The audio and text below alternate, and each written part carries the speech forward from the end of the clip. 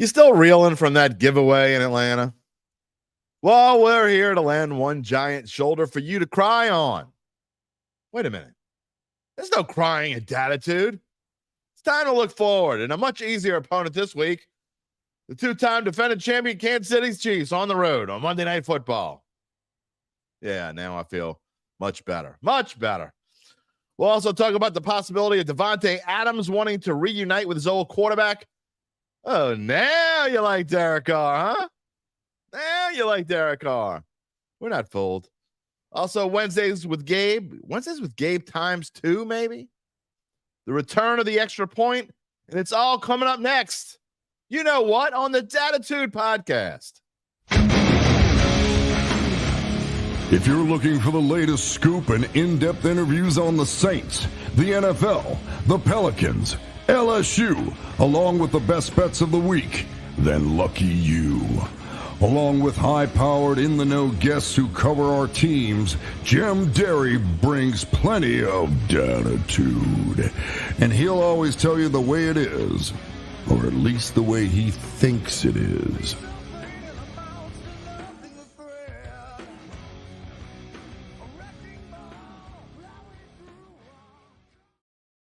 Where you at, New Orleans?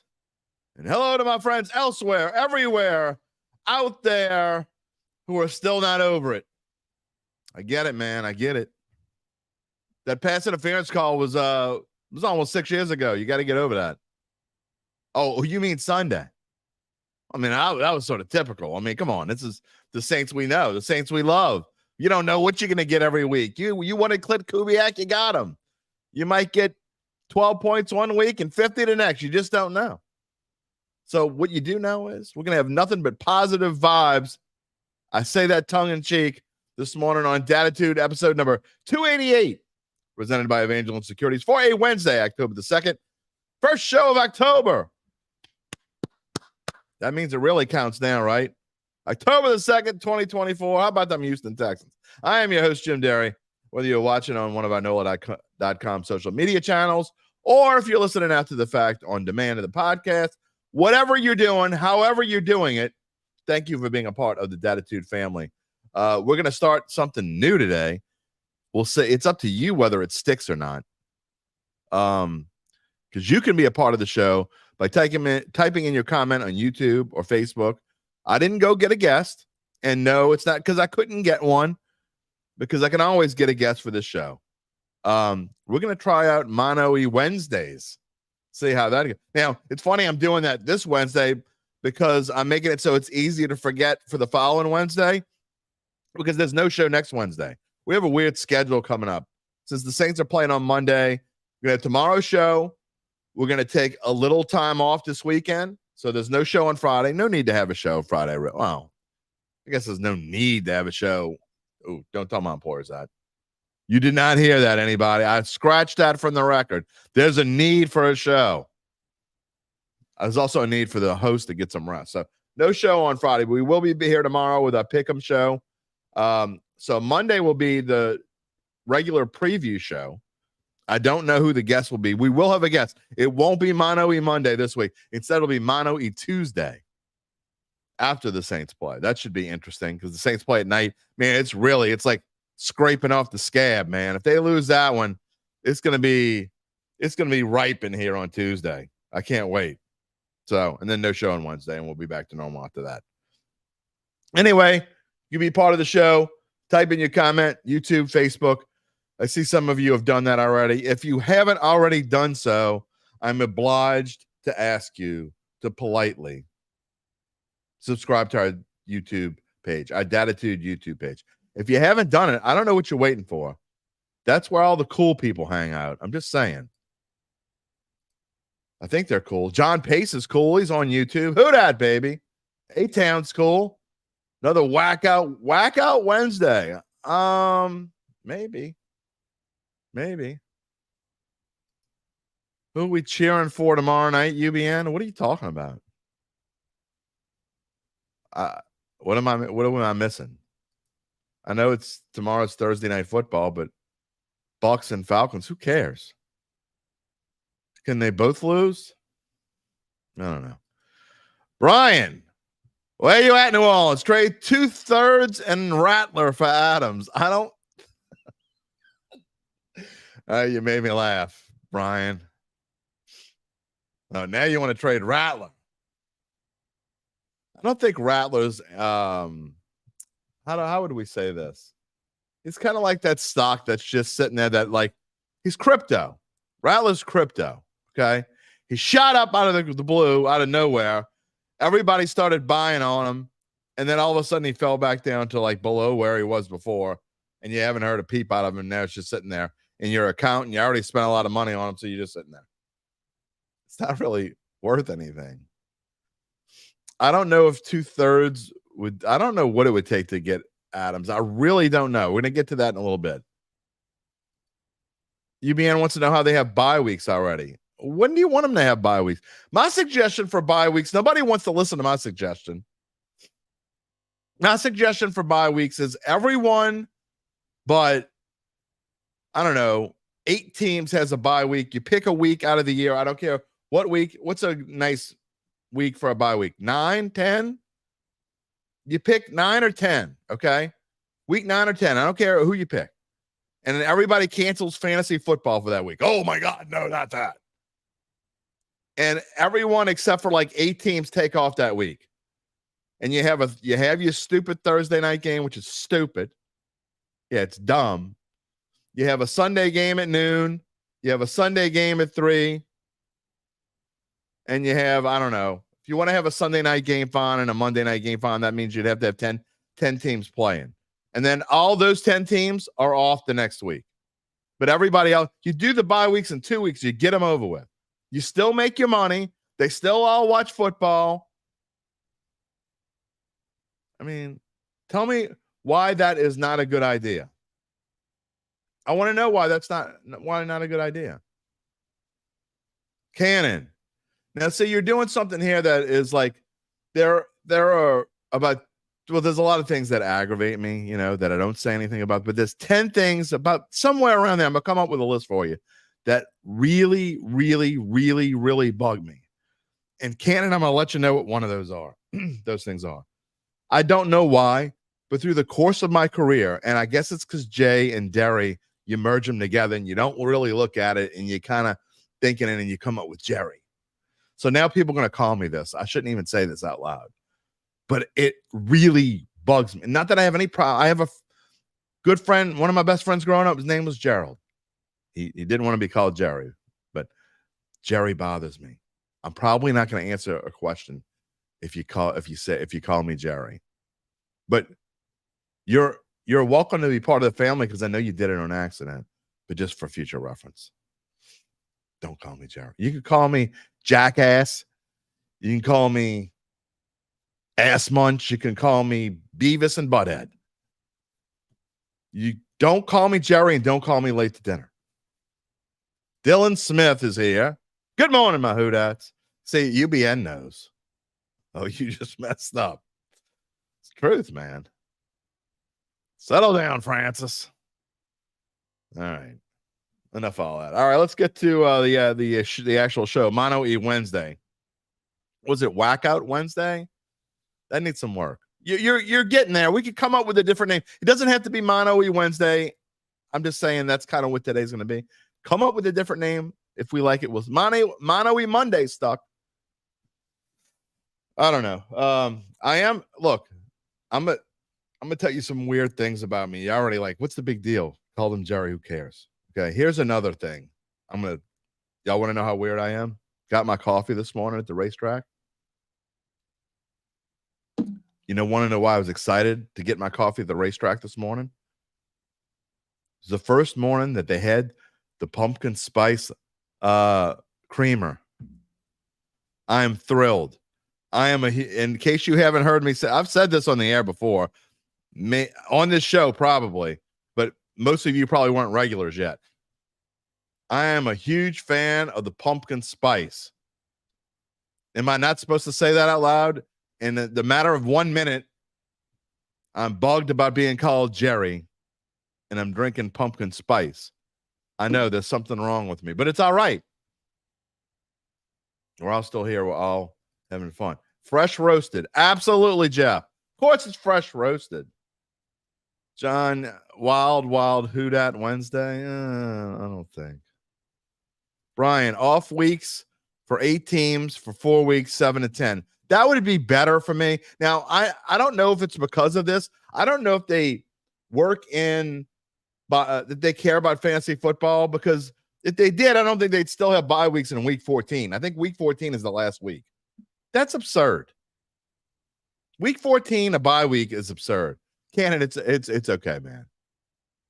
It's okay. It's okay. I'm only half kidding. You're always welcome here. Am I freaking kidding you with the pumpkin spice? No, I'm dead serious. UBN. If you go to Starbucks and order a drink with pumpkin spice but say it's for Jerry, what happens? They give me caramel mocha instead. They give me tea with pumpkin spice in it, and then I have to drink it like this. I don't know. Sav, did anyone mention Davante Adams wanting to play with Carr yet? Could be interesting. I've mentioned it. We haven't got to that on the show yet. We're going to get to that. We got to get to Mondays with Gabe. Mondays. See, I'm stuck in the past, man. It's all because of this Jerry and the pumpkin spice, baby. Nope, I didn't put anything extra in my pumpkin spice either.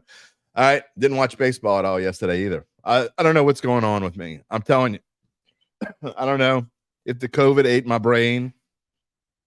Oh, maybe the haircut was a little too close to the scalp. I know what's going on. I'm talking about my pumpkin spice latte. I'm upset about Jerry. I didn't watch baseball yesterday. First day of the playoffs. Like, I think I watched maybe 8 pitches. And that's only because step grandson was over and he loves baseball, and he was watching and he was asking me, who I want to win and blah, blah, blah. And I was talking to him about it. And while I was talking to him about it, I watched what was on. And that's literally the only baseball I had on yesterday. I don't know. I think we should call this going off on a tangent Wednesday, because that's where I'm at today. I'm just like, oh, you could just talk about whatever you want. Just go off. Just go off. Before we get to Gabe, here's something. I will stick to the script. Let me continue the story about our friends at Evangel Security. And yes, sorry, Nick, we are still not talking about cricket. Nick Braden, not Nick Morris. We're not talking about cricket. Don't worry, I'm planning a big special for you in January, and we will have you on and have one giant cricket special. Enough of all that. Let me tell you what is important, and that is you trying to decide if it's the right time to sell your family-run or privately held business. Well, first, you need to find out what it's worth. That's where Evangeline comes in. That's right. Managing partners Nick Braden and Ron Hemelt, they came back home from New York City, big-time business schools, came home to help the people they love back here in New Orleans. You got offices on Poydras Street and Lafayette. They will maximize the value for your business by scheduling a complimentary valuation, and then they can help you decide if it's the right time to proceed. There's no strings attached. You go into this, you don't even know what your business is worth. You don't know what you could come out of it with. You call them or you get in touch with them and you schedule something and you sit down with them. It doesn't cost you anything. You sit down with them. You tell them what's going on. You go through everything. They evaluate your company. Is it eval? I guess they say it's valuation. Say that's over my head. Valuation, not evaluate. It's valuation. Whatever. They go through it. Guys come up with a number. I'll tell you what happens if you decide to proceed, how it works later in the show. In the meantime, check them out. www.evangelinsecurities.com. Okay. Dude, it's okay. I was only half kidding. Derry. Definitely you can call me Derry. I don't have people calling me my last name. A-Town, you do not want me on double caffeine. Trust me. Think I'm crazy. You getting closer, Brian. Whack-a-mole Wednesday? Maybe. COVID pumpkin spice brain fog, John. Yep. Something along those lines. All right. Let's get to Wednesdays with Gabe. I have no idea what Gabe is going to talk about here. We're going to have Gabe Wednesdays with Gabe Thomas too, because he wants to be a part of the extra point today.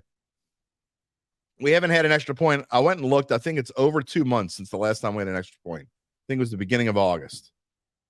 But I felt the need to bring it back. I'm not going to bring it back every show, but I thought today was important. I want to talk about Pete Rose a little bit, and I think it's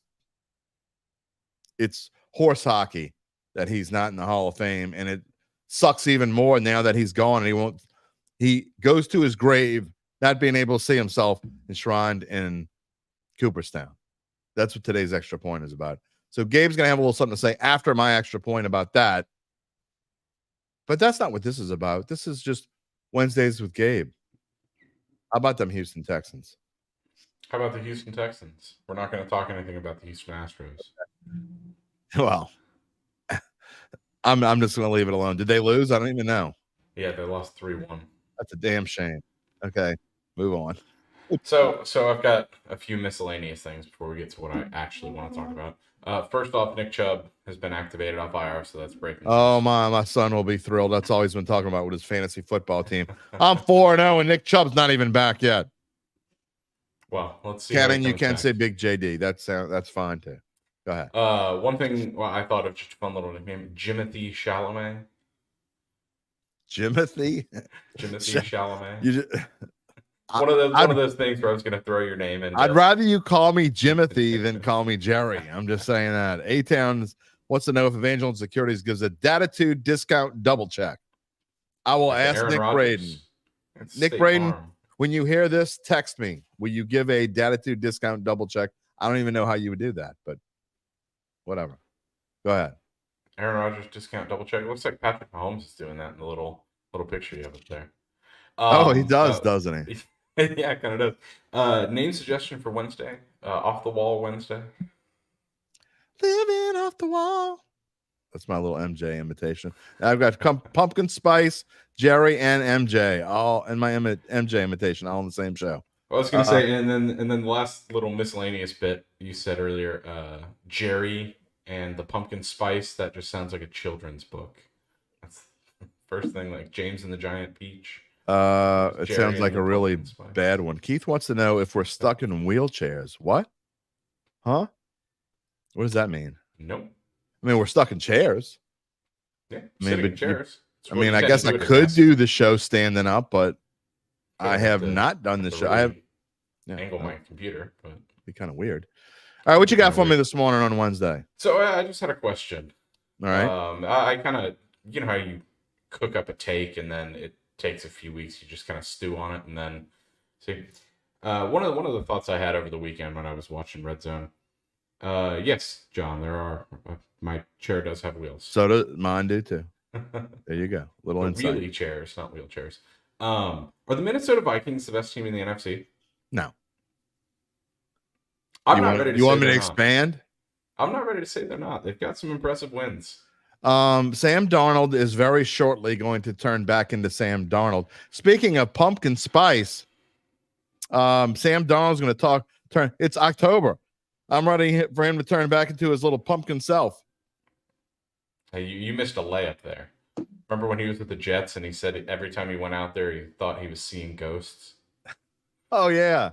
You're right. I sure did. I forgot all about that. I think Kevin O'Connell, he's the leader for Coach of the Year right now, and I think well deserved. He's done a great job. Kevin O'Connell is an outstanding coach. Yeah. I said this in the beginning, and it was the reason why I hesitated in my prediction. I mean, I'll be clear. I predicted the Vikings to finish last in the division, but I said with a caveat, if O'Connell can build this team up. Now, I had no idea that they would be 4-0. I would have bet all kinds of money against it. But I still believe that Sam Darnold's going to turn back into Sam Darnold. This defense is going to get tired. And actually, I don't really like them this week. They're probably in the Jets overseas. We'll see. Yeah, but I mean, who knows how to play the Jets? They've got some really impressive wins. And I don't think Sam Darnold needs to be all that great, with all the playmakers they have on offense. Aaron Jones has gone out there with a vengeance. Seemingly, he's been one. Well, he'll have a yeah. I mean, look, you can't deny what they've done, and they're not beating teams; they're whooping. They're whooping these teams. One of the keys to that, I mean, I know the defense is going to slow down at some point, but the thing about their defense that's really scary, they're creating takeaways for fun. This is why Sam Darnold's good, Brian. You're right. Sam Darnold spent last season with Kubiak. That changed everything. That made come on. Chris Lundy saying the Saints won't won one game more than I said originally by week 8 to 9. This will be over. Carr will be on it. Oh, come on, man. Let's stop with the Carr and the DA crap. What have you seen that backs that up? I just want to know. I mean, I'm not a Saints fan. Everyone knows this. And I think that's a crap take. We're going to get into Derek Carr in a little bit because it is absurd. I knew they were going to come out of the woodworks. They're like cockroaches, okay? You turn the lights on, they scurry. Oh, the Saints are 2-0. I don't know where the cockroaches went. Turn the lights off. Oh, the Saints lost. The cockroaches are back.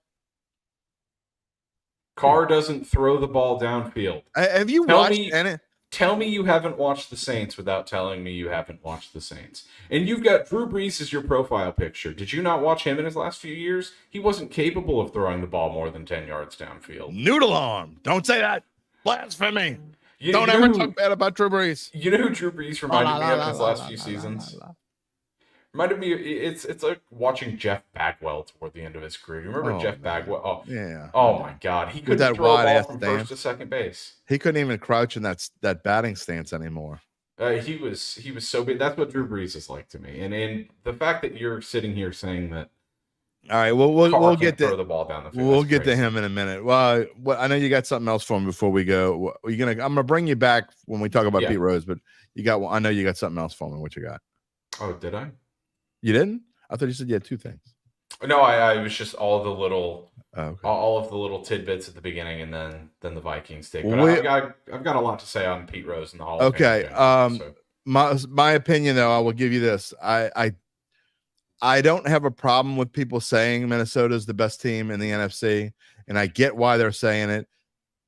But I'm never one to overreact after 4 games. Okay, I do think it's time when things start forming. I think it's time when you look at rankings and rankings actually mean something. So I don't think it's ridiculous to say it. I just don't believe it yet. I guess. That's fair. I just think, when you look at the NFC as a whole has been a lot weaker. I think the reason I'm not overreacting with Minnesota is because of the way they beat teams and the resume that they've accrued over 4 weeks already. I get it. You look at the Seattle Seahawks and you say that they're going to win the NFC West or they're the best team in the NFC because they started 3-1. That's a crap take. They've played a really easy schedule. They're not. For sure. They shouldn't be 3-1. Like that's. If you want to say the Washington Commanders are the best team in the NFC East, that's a little warmer. I don't think it's true. I think the Eagles will really establish themselves again once they get healthy. But I don't hate. Maybe we'll have we'll have a mid-season show. Maybe we'll have a mid-season special, and we'll because I do rank teams every week. I just don't announce what they are, and I use a power rating to judge how I'm gonna make my picks. So each team has a value of where they are. An average team is a 0, and you go by points depending on whether you're above an average team or worse than an average team. Like the best team that I have in the league right now is still the Kansas City Chiefs, although, and only because they haven't done anything win-loss wise to change my mind. But I will say that I've downgraded them from the week 1. They were 6.5 points better than an average team. And here we are in week 4. And now I only have them as 6 points better than an average team. And so I would understand if people had them even less than that. The Saints have been upgraded massively. Yeah, so. For sure. And I'll add this little caveat in there. I think the San Francisco 49ers are the best team in the NFC if they get Christian McCaffrey back. I think Christian McCaffrey makes all the difference there. I agree wholeheartedly without him. But if they get him back, they're the best team in the NFC. I think I still have them at number 2 overall. I don't know. That's not too surprising. I mean, I think that's just a given almost. I just wanted to put that out there. No. I think good points. We'll talk about that more as we go along in the season. And I will see you when we get to the extra point. That's good. Wednesdays with Gabe. times 2 today. That was part 1. All right, some of the comments. Look, Chris, I'm not gonna blast you, not yet anyway. But you can't cherry pick. All right, you don't cherry pick when you talk about a play. You could find pieces of the greatest player who ever lived, and whoever you think that is. Okay, I personally think it's Joe Montana. Okay, but for this case and for this show, I'm going to use Drew Brees. You can go through Drew Brees' career and pick whatever game you want and say, this sucked, and this sucked. You could do it to anyone. Reggie White, maybe the greatest pass rusher who ever lived. You could say, oh, look at this play. He sucked. You can't. You're saying, no, you're not you are cherry picking. It's exactly what you're doing. You're cherry picking. Look at the last 2 weeks. Inside the last 2 minutes, what happened? What? What happened? What? They went down and scored last week. He doesn't play defense too. I mean, Derek Carr doesn't play defense. Look at these numbers. They're on the screen for a reason. Saints are 7th overall in, 9th overall in offense. They're number 1 in points scored. You could cherry pick whatever you want out of there, but they're not 9th overall in offense, nor are they first in points in offense without Derek Carr being as good as he's been. It is what it is. I mean, you can bitch about him all you want.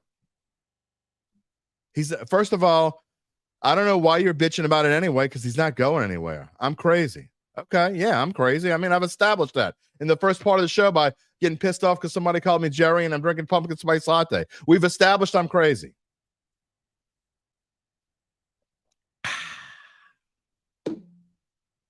I'm nuts. I mean, I can't believe we're sitting here with this team being 2-2, which is 1 game better than a lot of us sane people thought they would be. And the Derek Carr sucks roaches are coming out of the woodwork. Carr's got to go. Carr isn't NOLA material. What in the hell are you talking about? Uncle Big Nick. Wait, first he doesn't throw downfield. Now he sucks in the last 2 minutes. Need to pick one. Didn't he drive down and score at the end last week? It's exactly what I mean. He went down there and led him to the game-winning touchdown. The game-winning touchdown. Oh, wait, defense screwed it up. Oh, Derek Carr sucks. Brian, when it counted, the D let the team down. That's not cherry picking. It's facts, for sure. We're going to get to that. That's actually one of the things I want to talk about that. What do you all watch when I watch them? What do you mean? I don't watch and wait for Derek Carr to screw up so I can type on a keyboard somewhere, put it on X. Did you see that? He was 21 of 21, but he missed that one. Son of a bitch. Hate that bastard. Can't stand him. Carr needs to tackle better. You damn right, John. Son of a bitch. Terrible. Can't tackle. Can't hand it off. Can't draw up a play. Just because they went and scored the game-winning touchdown, he should have scored 2 touchdowns on 1 drive. Get out of here, man. And I have no idea, UBN. I have no idea. What does NOLA material mean? He doesn't talk like a yat? I don't know. I don't know what that means. All right. Now, there was something that I wanted to talk about today. There was lots of things I wanted to talk about. I was going to save Carr to the end, but I guess we talked about Carr here early. Probably talk about him again. All right. The topic of the day is Davante Adams. And somewhere way back in the comment stream, A-Town, here it is. A-Town asked, if we were GM of the Saints, would we make a move for Adams? That's hard to answer. I mean, of course you want Davante Adams. What sane GM wouldn't want him? What would you have to give up for him is the question. What are you willing to give up for Davante Adams? Gabe had a post this morning that He is plus 900 to come to the Saints, which means 9-1. So, we just live in a pipe dream anyway? Is this something that's probably not going to happen? I mean, I think it's more not likely than likely that Davante Adams comes here. Would he help this team? Absolutely he does.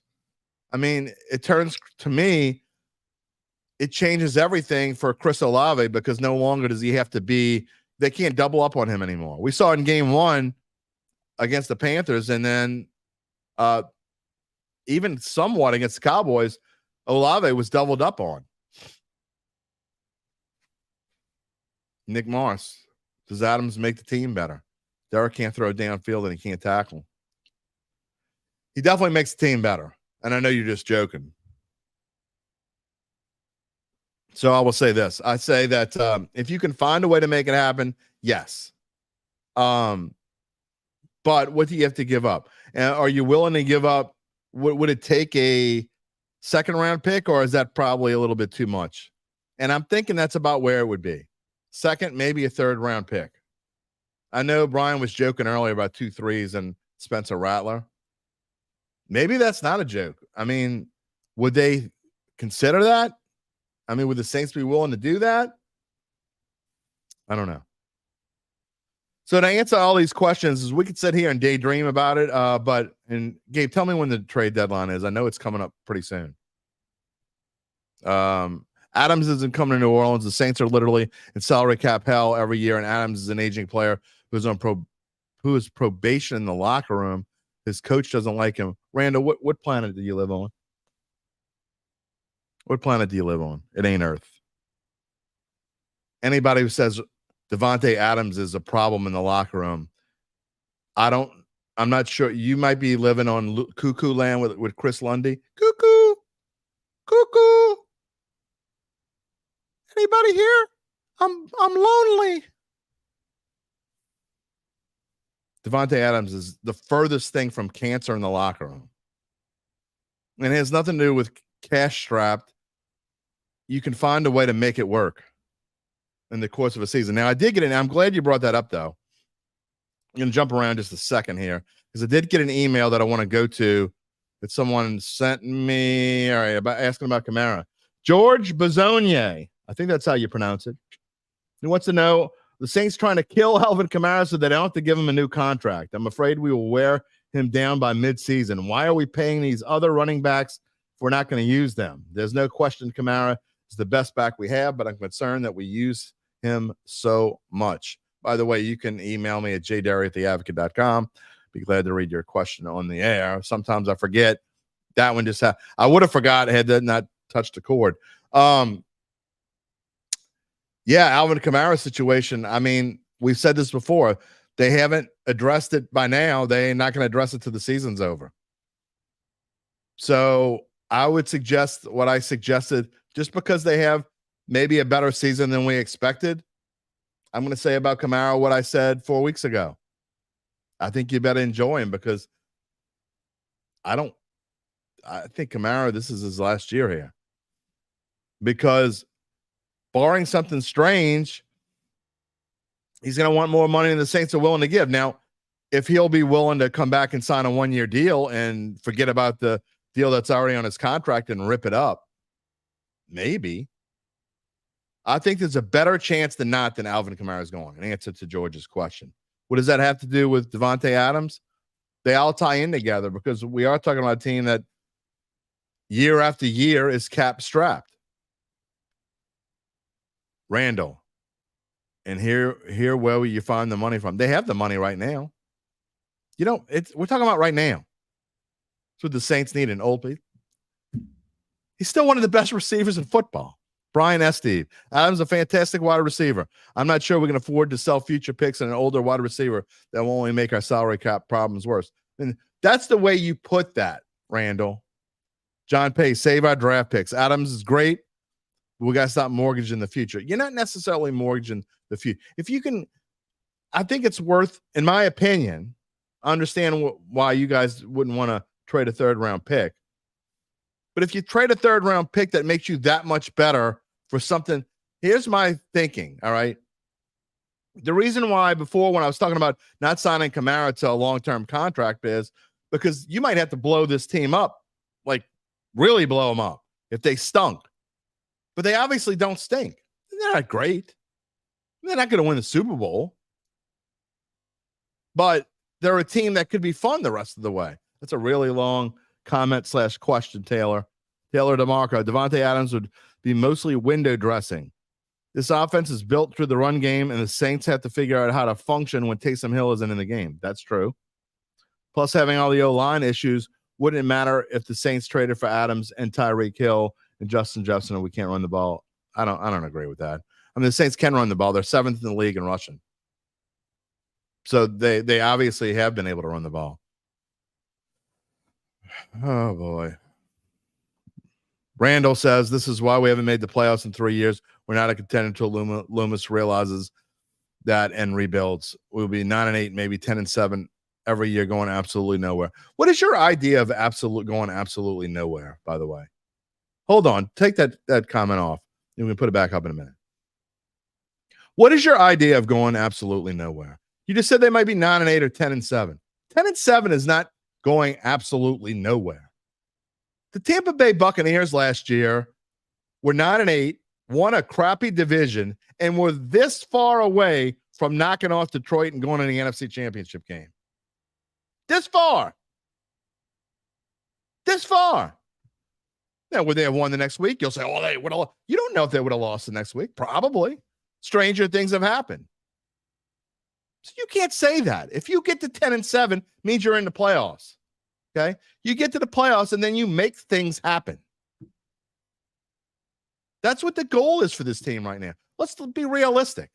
This isn't the fanboy podcast. The fanboys were like completely blown away that they lost to Atlanta, man. It blew their world, man. 2-2. Oh my God. Though they'd be 4-0. Barry says he's not happy with 2-2, but he had him 1-3 at this point. Happy with 2-2? Let's get real and just come on. Chris, Saints won't win 4 to 5 games. Come on, man. What is wrong with you? Do you wake up in the morning and do you kick dogs? Do you punch walls? Do you rip your blankets? You flick yourself in the head? I hate myself. Brian, the Raiders claim they want a second plus some. Well, they're not going to get that. Okay, so if that's the case, then they're not getting that. Third round pick. See, here's the thing. And you say a third round pick is a bargain. Adams won't go for that. I disagree. I think they're saying that because they don't want to trade him, which is the most likely scenario that he doesn't get traded, by the way. People don't realize it doesn't go by. You just automatically in your mind think Davante Adams, a top tier receiver, he's going to go for a first or a second round pick. Doesn't work that way. Money's involved. Okay. That all factors into what a pick is. The same as people were talking about, we'll trade, Lattimore or whatever. This is before. Lattimore's value is off the table bad. I mean, you can't trade him now. But even when you could trade him, the best you were going to get for Lattimore, the absolute best, and you're talking about one of the perceived best cornerbacks in the league, maybe a second round pick, probably a third round pick for one of the best at his positions, because trades don't work the way that you think they work. Only in ridiculous situations when teams do really stupid things and trade first round picks and 2 first round picks for certain players. A-Town said he would rip his shirt off like Hulk Hogan in the morning. John says the Saints are a good team. I'm right now. I talked about my power ratings. He says, keep running the rock. Right now, I have the Saints as the 15th best team in the NFL by power ratings. And that's way high. I think I started with 24th. They got as high as 10th. They're down to 15th. Calvin, dude says Saints won't win 4 to 5 games, but bad clock management away from being 4 now.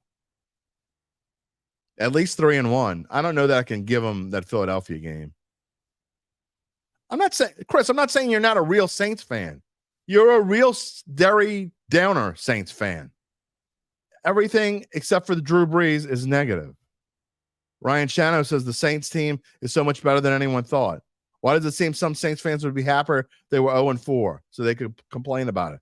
Because if they were 0-4, they could fill up this feed with, I told you Derek Carr sucks. I told you Dennis Allen's got to go. They're upset because they can't do that. And if they do it like some people are doing here, they're going to get called a numbnuts. Barry says, I meant after 4 games, they were almost 3-1. If they wind up 3-3 after 6, they're still in the hunt. I think you're right. They're 2-2. They go 1-1 over the course of the next 2 games. They're 3-3.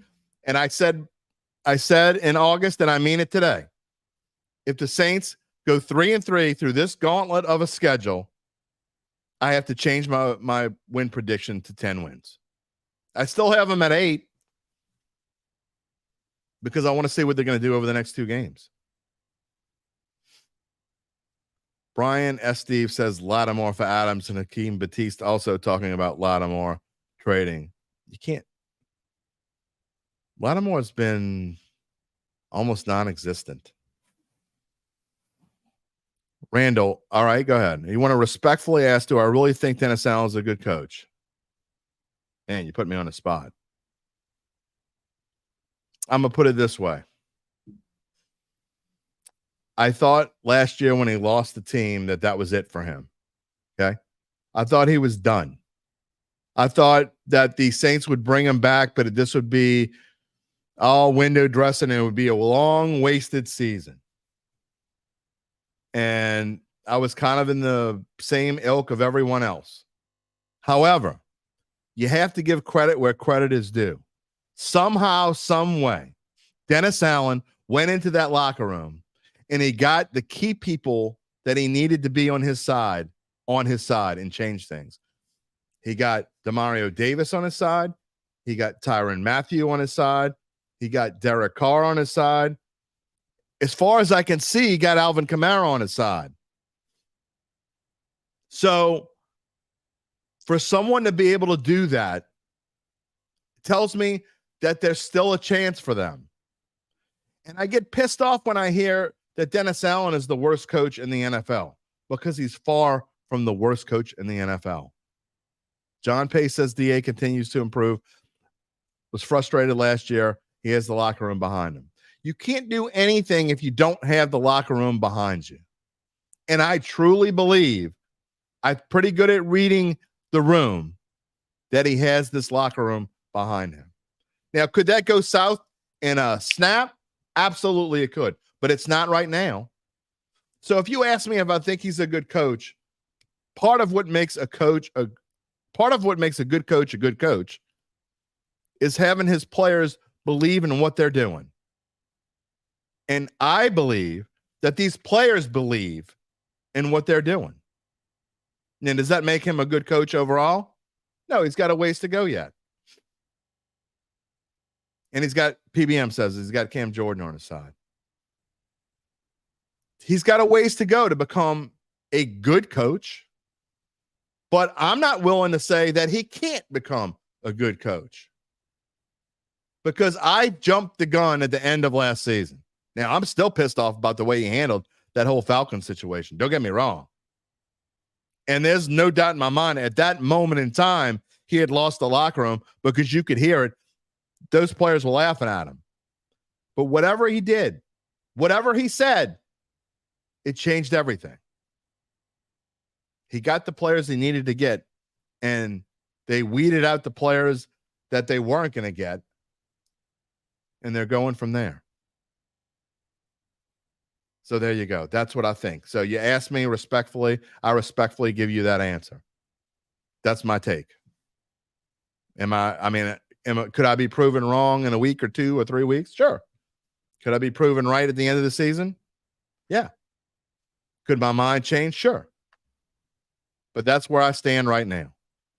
But to blame what they've done, you can't give them credit. You can't give them no credit for the first 2 weeks and then blame crap on them for the last 2. Doesn't work that way.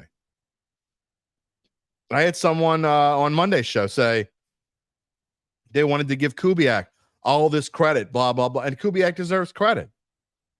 But you can't just give Kubiak credit. You got to give Dennis Allen credit too. People don't like when you talk like that, man. I lost some subscribers on both YouTube and TikTok when I posted the short on me taking up for DA. And I don't care. I'm going to tell you the way that I think that it is. If you don't agree with me, we can disagree. I would hope you'd still want to watch the show. There's lots of people I watch that I don't agree with a whole lot, but I watch the show to hear their take because I think it's important. I don't want to just hear people. I mean, I've said this 1,000 times. If you want to go listen to the Fanboy podcast, go ahead. They're there they're always there. And they're miserable right now because their Saints are doing this and doing that. And the Saints are they're better right now than where I thought they'd be. They're better than who I thought they would be. I got to be honest. Hakeem, this is a great point. Adebo's a very good young corner. Undisciplined at the wrong time. Adebo has got to look at himself in the mirror. Would we be sitting here? Would you be asking me if you have anything bad about DA or Derek Carr? Had Adebo not made that boneheaded play? That, by the way, I mean, I'm surprised we didn't get more of that wasn't pass interference because I got to be honest, I'm still not 100% sure you make that call there, but whatever. I'm not blaming anyone but Adebo for that, but had Adebo not made that play and had the ball not been complete, had the field goal not gone through, and the Saints were 3-1, will we still be getting all this stuff? No. Calvin says they were trying to give Kubiak the team. Yes, they were. I mean, we actually had people when they were 2-0. There literally were people, and I know they're still there. We know you're still there. You're just not talking. I know you're still there. Who want to fire Dennis Allen and elevate Kubiak the head coach? You're still there. That's moronic. Because remember all the people that were saying, and here's why it's moronic more than anything. Derek Carr, Dennis Allen is a fantastic defensive coordinator, just can't be a head coach. Then how the hell could you know Kubiak could be a head coach? If you think he's a fantastic offensive coordinator after 4 games, it was before 4 games, by the way. PBM, there's a loud subset of fans that wanted Loomis, DA, and DC gone by week 4 of last year. Little clipboard holder was right to go. People don't realize, I think, how much that he was the root cause of all this crap. Little clipboard holder. You were trying to hold on to, and I blame this as much on Mickey as anybody. We still don't know. Dennis Allen may have wanted to fire Pete Carmichael before last year, maybe before 2 years ago. We don't know. And maybe Mickey Loomis, and I'm just throwing out hypotheticals. Maybe someone else, maybe not even Mickey Loomis, maybe someone else said, we're not firing Pete. He's been loyal to this organization. Because what is this organization? Loyal to a fault. Maybe someone said, we're not firing Pete Carmichael. And until they couldn't help it, they had to fire him. Randall, well, I'll tell you why that's not stupid. If the Saints don't make the playoffs and they fire DA, do you let Kubiak walk to another team? I don't know. I wouldn't make him head coach. I'd make him head coach. It's an offensive league. If it's an offensive league, doesn't mean a coordinator can be a head coach. Lots of coordinators have gotten a chance to become head coaches, and some of them can and some of them can't. Calvin says he still thinks Doug Marrone was a major problem the day they hired him. Doug Marrone certainly wasn't a head coach. Asked the Jacksonville Jaguars. They brought him back to New Orleans, and he couldn't coach this offensive line, could he? I don't know, man. All kinds of stuff. I don't really not sure what you mean here, Chris. Would I fire an employee that put me in the record books? Decisions making during an NFL game. Put what in the record books? Would I fire him? I'm not going to fire him. You talking about Kubiak? He's 4 games into his career as offensive coordinator. You might hate him 4 games from now. And then you'll pretend you never said this shit. You can't, we're not, it's the same as all these people that were crowning Spencer Rattler 6 weeks ago. You remember? Where are those people now? Those roaches crawled back underneath the wood and they couldn't find the crack again because they ain't been nowhere. Haven't heard from them in weeks. Spencer Rattler. The same people now are screaming for Kubiak to be the head coach. What are you talking about? Lisa, what is my take on Alvin Kamara's waiting contract? We kind of talked about it a few minutes ago, but my take is this. They hadn't done it by now. Not going to do it this year. It's just not going to happen. You don't do contracts in the middle. Very rarely. It happens every now and then, but very rarely does it happen. All right, moving on. We're 51 minutes into the show. Look, I like it so far. Just look, even you guys, the ones that I don't agree with. Come on. I mean, tell me what you think. It doesn't mean I'm going to agree with you all the time. Doesn't mean that some of you probably not going to agree with you at all. Chris says AK going to Denver. You know what? This is how I feel about AK, and I know I'm in the minority when it comes to this. I love what he's done this year. He's definitely been better than I thought. He looks like the old Kamara, but he's going to be 30 years old on July 25th of 2025. 30-year-old running back. I'm not giving him a lot of money, man. I'm just not. If he wants to come back for 1 year and you want to give him like 10, 11 million for 1 year, I just don't think he's going to do it for that. He's not going to come back to the Saints for 10. Now, he might go somewhere else for 10 or 11 million, but he's probably not going to come back to the Saints for 10 or 11 million because he's due like 26. That's never going to happen, okay? So Alvin Kamara would have to say, I'm willing to rip up my contract for this year, which the Saints don't have to be bound to. We'll talk about it in the offseason. The Saints can rip it up on March 1st if they want to. They're never going to pay him that kind of money. He's never going to get that kind of money. But if you're Alvin Kamara, do you sign for less in New Orleans? Depends on how much you love it here. Depends on what you think this team's going to be next year. But my guess is that it's better than a 50-50 chance that Alvin Kamara is playing his final season in black and gold. That's my opinion. I hope I'm wrong. I hope they find a way to make it work.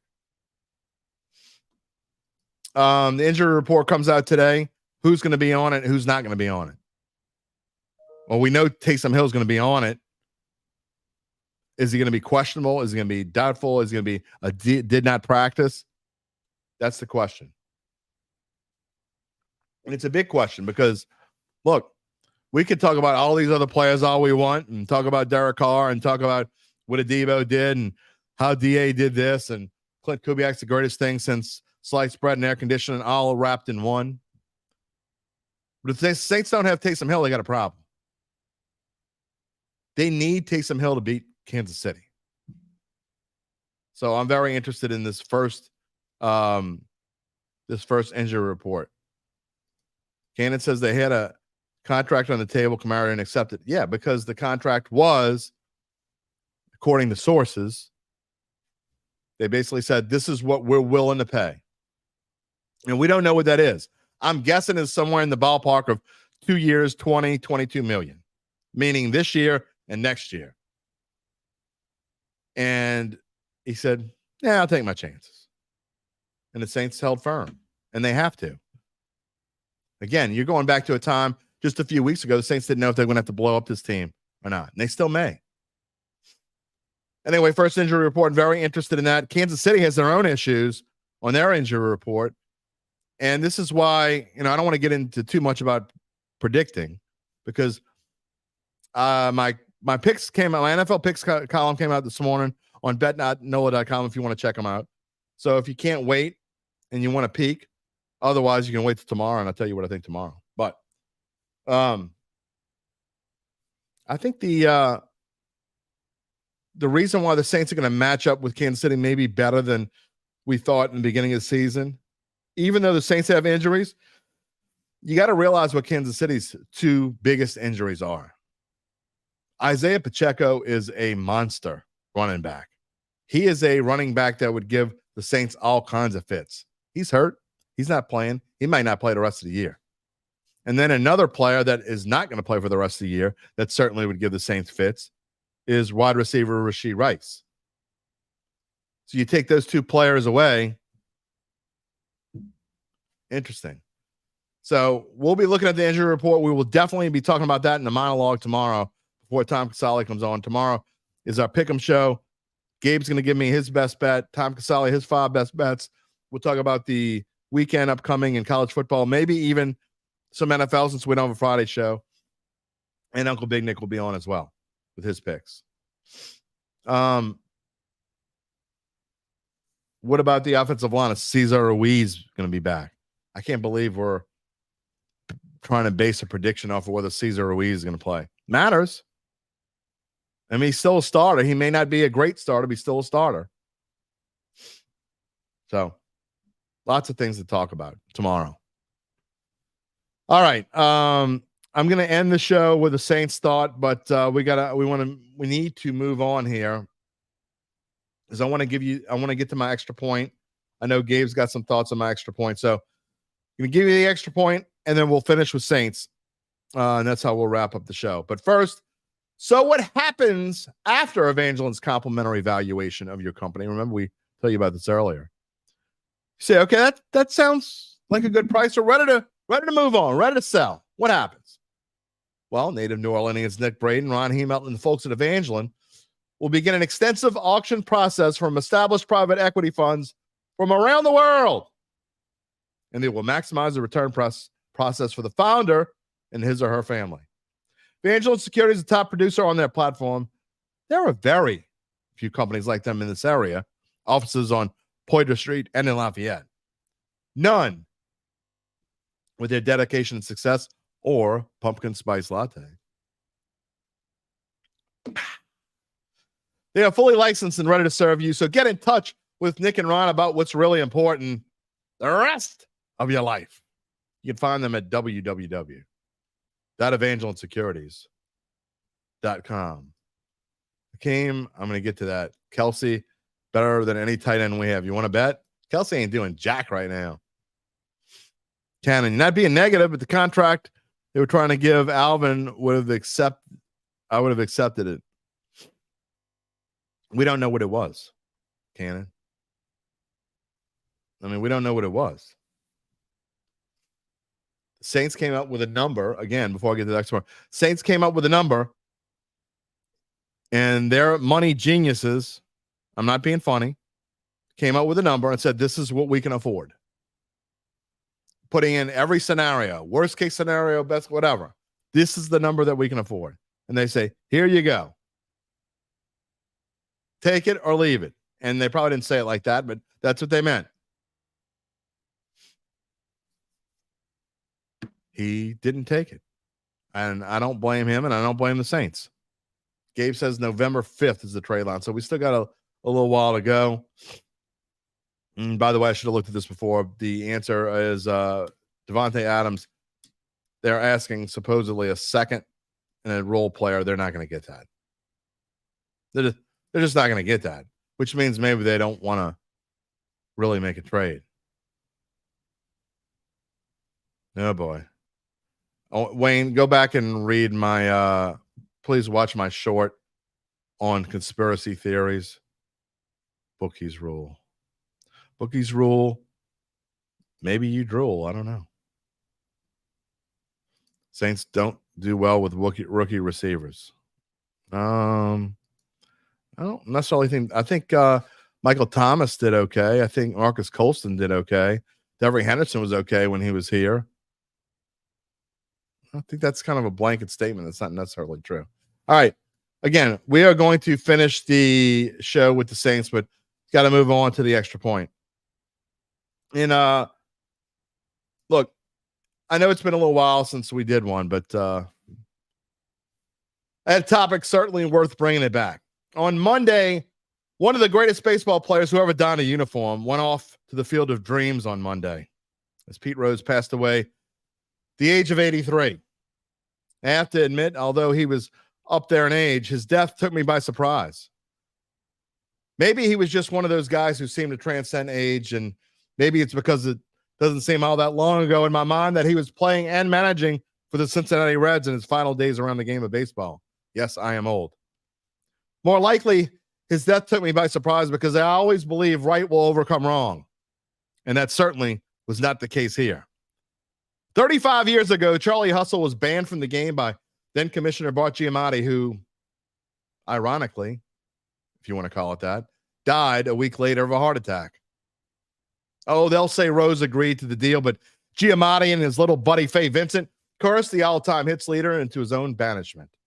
They told him he could reapply for reinstatement a year later. He did. He was denied. And denied again and again and again. For the remainder of his life, Pete Rose tried to get back into the game he loved so dearly, but was told he wasn't welcome. And although they finally let him make a few appearances here and there, he never was allowed to reach the summit of the game. Was he a perfect man? Far from it. He admitted to having a serious gambling problem and lied about betting on baseball. Even then, however, it was clear he only bet on the Reds and never against them. He cheated on his taxes. He served time in a federal prison. Indeed, far from a perfect man. But all these decades later, should those things have kept the player with the most hits in baseball history out of the Sports Hall of Fame? Faye Vincent thinks it should. And so do many other holier-than-thou, mostly old, crotchety men who sit on the committee and make those decisions. Yep, they're the same ones who continue to leave out Barry Bonds, Mark McGuire, Sammy Sosa, Rafael Palmeiro, Alex Rodriguez, Shoeless Joe Jackson, etc. Baseball continues to allow men to judge whether these athletes should be given the finest honor their sport allows without knowing anything about the past of the ones who are judging. Now, I'm not insinuating anything about anyone. I'm just stating a fact. What do we know about these judges who hold these almighty keys to the kingdom? Besides that, I don't give a damn about the reasons. The Hall of Fame is not a personality contest. There are plenty of assholes in there, trust me. They're just none that broke perceived golden rules set a long time ago in some cloud somewhere. Unwritten, but just as important as the ones that are printed in some old book with yellow pages. The shame of it is that some of the aforementioned names might get in someday when a younger, more accepting group of sports writers gets their hands on ballots. This isn't 1945 or 1975 or even 1995. But Pete Rose went to his deathbed living by those decades-old rules without seeing his plaque enshrined in Cooperstown. And there's no greater shame in sports than that. R.I.P. Charlie Hustle. We'll miss you. Just pisses me off, man. I know it pisses another dude off. Wednesdays with Gabe times 2. Go ahead. The floor is yours, sir. So I've always been of the mindset that Pete Rose should be in the Hall of Fame. I've more recently, probably within the last 5 years, come around to all the steroid era players being allowed into the Hall of Fame. I think it all should happen. But the one thing I wanted to touch on, we're entering a very interesting point of Hall of Fames. Because for some reason, over the last few years, this new, whether it's the new wave, the old wave, I think, to go off on a tangent real quick, I think the sports writers who vote on these things are terrible. Talk about the asshat that left Jeter off his ballot so he wouldn't be. You know, I almost had that in my speech, and I almost had that in there, and I left it off.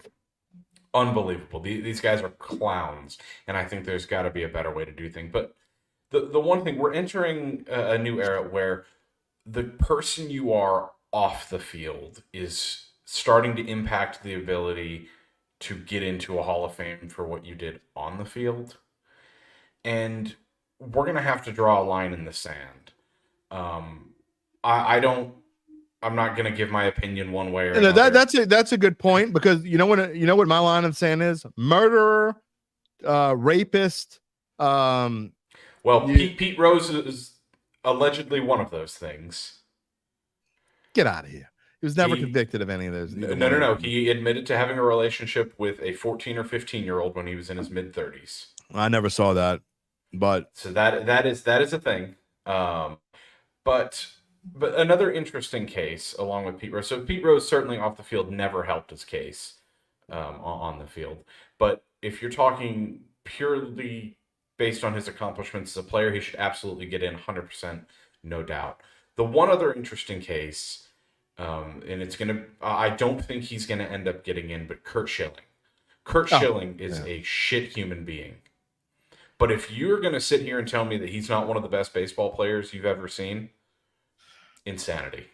So I just think, agree. I Roger don't, Clemens. like I said, I'm not going to express how I feel one way or another, but I think we're leaning towards these guys being left out. I just think that we need to find we'll see some of them get in.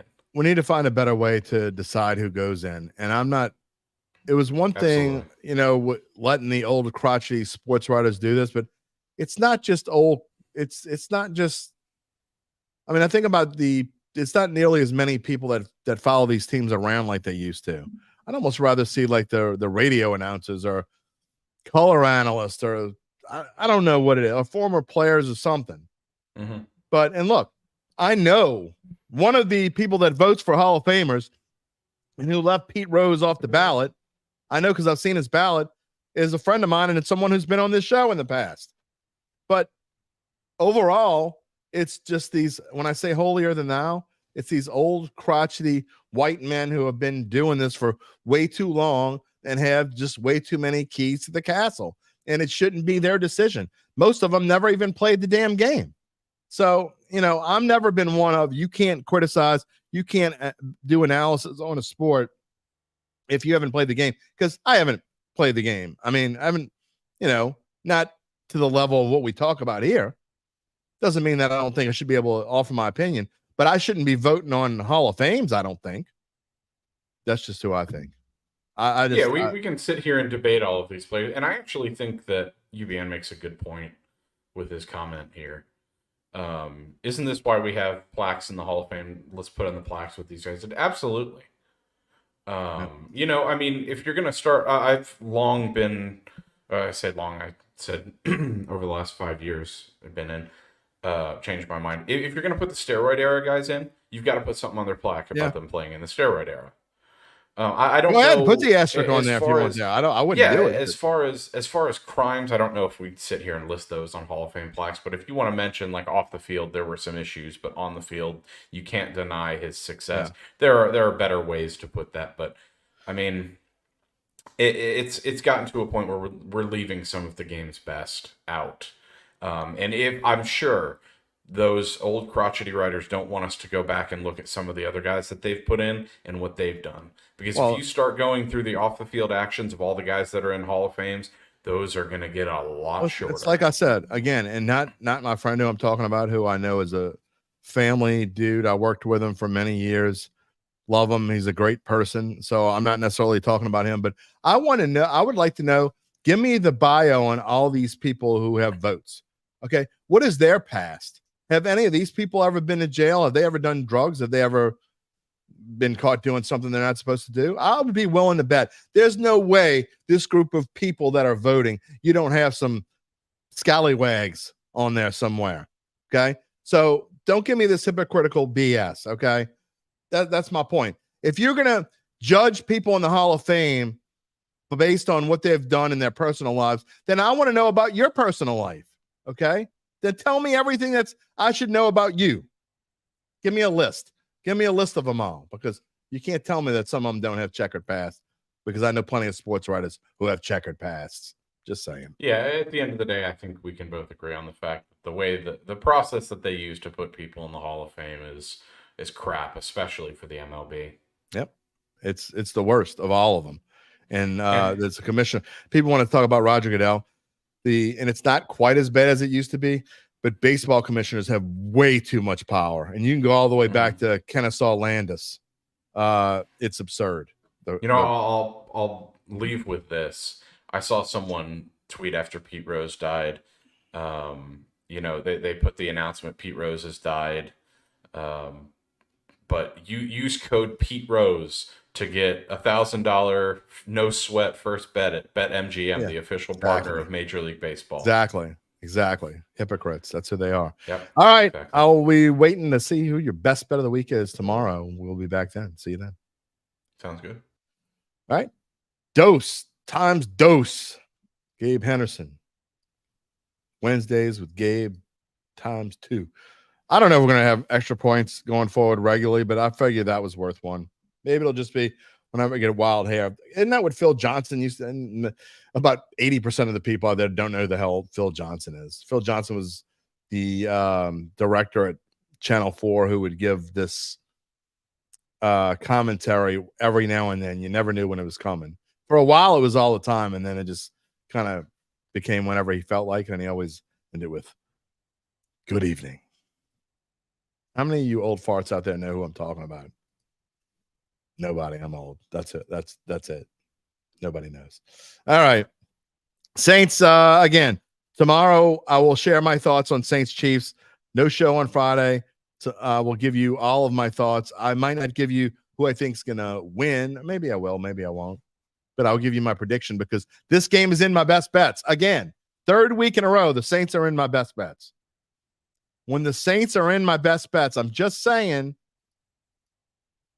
been right more than I've been wrong. A10 remembers. All right, you're up there.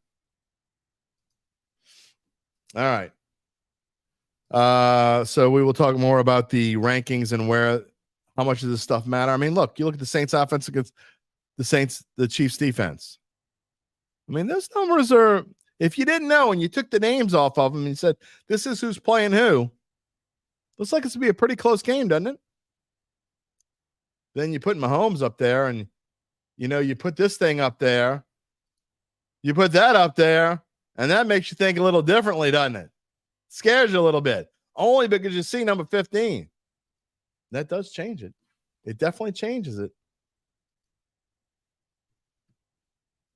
I don't know. UBN says, I yelled at enough people today. Save some. Oh, I can always yell. I did yell at a lot. I didn't mean to yell at people today. I tell you, this first pumpkin spice still got me fired up. Braden says, going to get busted again. I can't even beat Atlanta. That's why they call it the NFL. I mean, how many teams had, I don't know. Who did San Francisco lose to? UBN. They lost to the Rams a couple of weeks ago. Then the Rams lost to the Bears. Any given Thursday, any given Sunday, any given Monday. Doesn't mean jack. I will tell you this. I was kind of surprised when I saw the line. Only 5 points. That tells me that the Saints and Chiefs in the dome would be close to a pick 'em. That's what that line tells me. And everybody and their grandma would be betting on Kansas City. Just saying. All right, we'll talk about it more tomorrow. That is going to do it. What do we think of? It was a little weird today, wasn't it? It wasn't the same as Monday. I think Monday, everything's like fresh. Some of our regulars weren't here. I don't think they were expecting this. They would have probably been here if they known. It was definitely weird. We'll figure it out. Maybe some Wednesdays we'll have guests. Some Wednesdays we won't. Just kind of play it by ear. I wanted to see how it worked out. It's all right. I was a little fired up today. Probably a little more fired up than I wanted to be, but whatever. It is Dattitude for a reason. It's not, data sleep. The sleep. No, we get fired up here. That's what we do. All right, I want to thank Gabe Henderson in front of and behind the scenes. We hope you can join us next tomorrow. As we told you, we have our Pick'em show.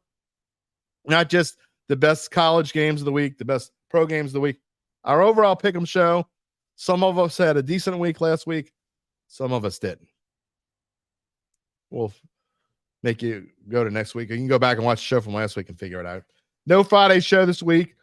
Excuse me. We will be here next week. It'll be Monday, Tuesday, Thursday, and Friday instead of Monday, Wednesday, Thursday, and Friday. So I know it's so confusing. Then we'll be back on our regular schedule. Weird week. And I say that, and then a couple of weeks we got a Thursday game, so we're going to have to come up with a schedule for that week too. Got episode number 300 coming up before too long. I'm not sure what we're going to do for that one. We'll have to see. Reminder to subscribe to our Dattitude YouTube page. Click the little bell to receive notifications. If you're watching on YouTube right now, you haven't done so already, click the little like button. I don't know why it helps, but it does. Just do it. Don't ask any questions. You can also find us wherever you get your podcasts, including on Apple, Spotify, and many more. And you can find a replay of the show on NOLA.com/sports. Find all of Gabe's stuff on bet.nola.com. You can find my NFL picks column there. You can find my trends column, which will come out on Friday, I think. If I have time to do it, I think I'll have time to do it. All the Tom Casale stuff. And then our friends, the Saints Insiders on NOLA.com/Saints. We will see you tomorrow. Everyone, have a great rest of your Wednesday hump day. We'll be back tomorrow. Take it easy, my friends. If you're looking for the latest scoop and in-depth interviews on the Saints, the NFL, the Pelicans, LSU, along with the best bets of the week, then lucky you. Along with high-powered, in-the-know guests who cover our teams, Jim Derry brings plenty of Dattitude. And he'll always tell you the way it is, or at least the way he thinks it is.